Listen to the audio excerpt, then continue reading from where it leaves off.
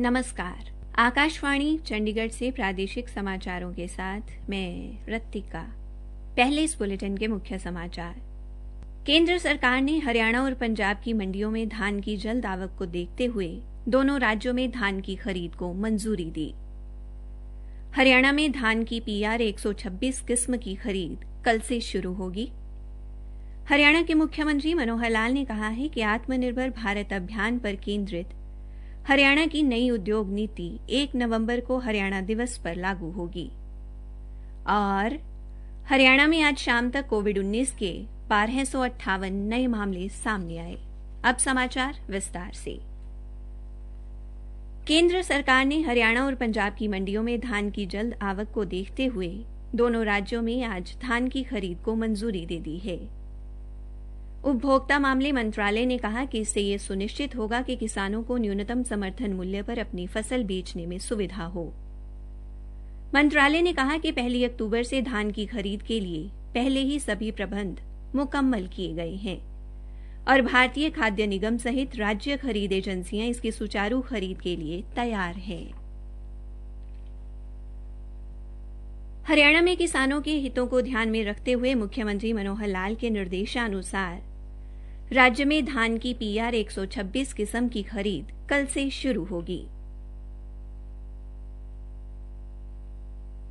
खाद्य नागरिक आपूर्ति एवं उपभोक्ता मामले विभाग के अतिरिक्त मुख्य सचिव पीके दास ने बताया कि धान की पीआर 126 किस्म की फसल पककर तैयार हो गई है और 4 जिलों कुरुक्षेत्र, करनाल, अंबाला और कैथल में किसान फसल की कटाई पर उपज को मंडियों में ले आए हैं।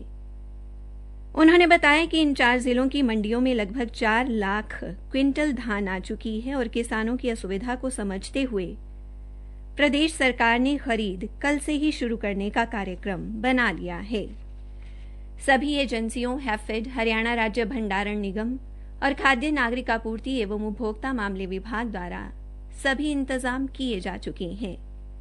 अतिरिक्त मुख्य सचिव ने बताया कि 29 सितंबर से ई खरीद पोर्टल भी शुरू हो जाएगा, उससे भी किसानों को काफी सुविधा मिलेगी।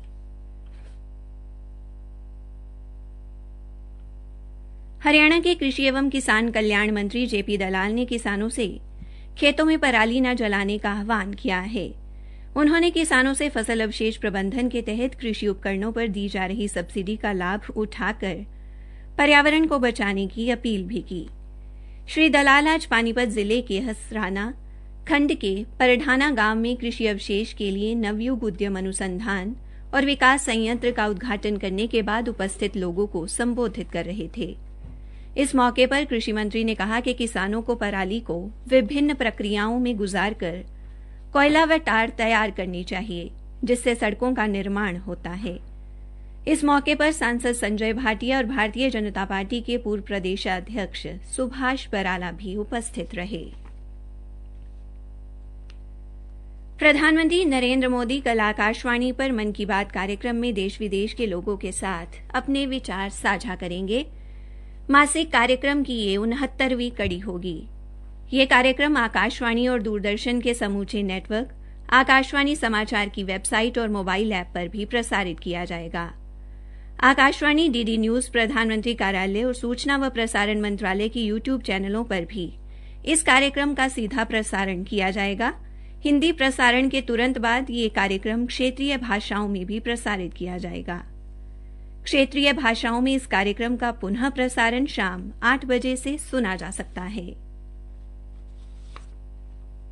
सिरसा जिले के किसान उत्पादक संघ, प्रगतिशील किसान संगठन और सहकारी किसान संगठन ने केंद्र सरकार द्वारा कृषि क्षेत्र में किसानों के हित में लाए गए 3 कृषि विधेयकों के समर्थन में उपायुक्त रमेश चंद्र बिढ़ान को ज्ञापन सौंपा। तीनों संगठनों की ओर से कर्ण बेनीवाल ने उपायुक्त को विधेयकों के समर्थन में ज्ञापन दिया। उन्होंने कहा कि केंद्र सरकार की ओर से लाए गए ये तीनों विधेयक किसानों के हित में हैं। उन्होंने विधेयक का समर्थन करते हुए केंद्रीय कृषि मंत्री नरेंद्र सिंह तोमर का आभार व्यक्त किया। हरियाणा के मुख्यमंत्री मनोहर लाल ने कहा है कि इस बार हरियाणा दिवस पर नई उद्योग नीति लागू की जाएगी। आज गुरुग्राम में पत्रकारों से बातचीत में मुख्यमंत्री ने कहा कि नई उद्योग नीति का प्रारूप तैयार कर लिया गया है और इसे उद्योग एवं रोजगार नीति 2020 नाम दिया गया है। मुख्यमंत्री ने कहा कि नई उद्योग नीति लघु, सूक्ष्म और मध्यम उद्योगों और आत्मनिर्भर भारत अभियान पर केंद्रित है।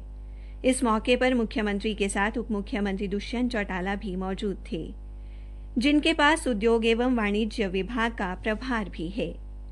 मुख्यमंत्री ने कहा कि हरियाणा सरकार उद्योगों में प्रदेश के युवाओं को रोजगार के मौके उपलब्ध करवाने के लिए प्रयासरत है और इसके लिए उद्यमियों ने युवाओं को कौशल विकास के साथ साथ उद्योगों में काम करने के प्रति रुझान पैदा करने का सुझाव दिया है। मुख्यमंत्री ने कहा कि विश्वकर्मा कौशल विश्वविद्यालय के उपकुलपति राज नेहरू को व्यवहारिक योग्यता के लिए थोड़ी अवधि का कोर्स तैयार करने के निर्देश दिए गए हैं। मुख्यमंत्री ने उद्यमियों से मुखातिब होते हुए कहा कि वे रोजगार में हरियाणा को युवाओं को प्राथमिकता दें, पर यह उन पर बाध्यता नहीं है। पत्रकारों के सवालों के जवाब में मुख्यमंत्री ने कहा कि कृषि विधेयक पर कांग्रेस भ्रम फैला रही है। भारतीय रेल द्वारा आयोजित स्वच्छता ही सेवा पखवाड़े के अंतर्गत उत्तर रेलवे के अंबाला मंडल द्वारा आज पखवाड़े के 11वें दिन स्वच्छता अभियान चलाया गया। अंबाला मंडल रेल प्रबंधक गुरिंदर मोहन सिंह ने बताया कि आज का स्वच्छता अभियान स्वच्छ नीर पर रहा। वरिष्ठ मंडल वाणिज्यिक प्रबंधक हरिमोहन ने बताया कि आज स्वच्छ नीर के अंतर्गत स्टेशनों पर सभी water cooler, water vending machine और वाटर बूथ की गहन सफाई के साथ उनके मरम्मत का कार्य भी किया गया।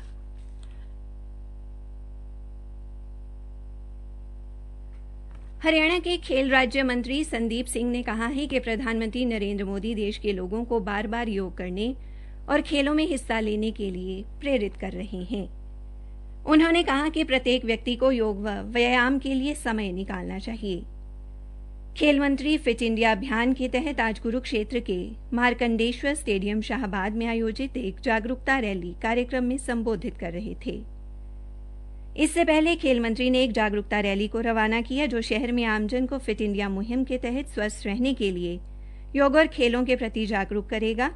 इस दौरान खेल मंत्री ने खुद दौड़ लगाई और हॉकी खिलाड़ियों को खेल सामग्री भी वितरित की।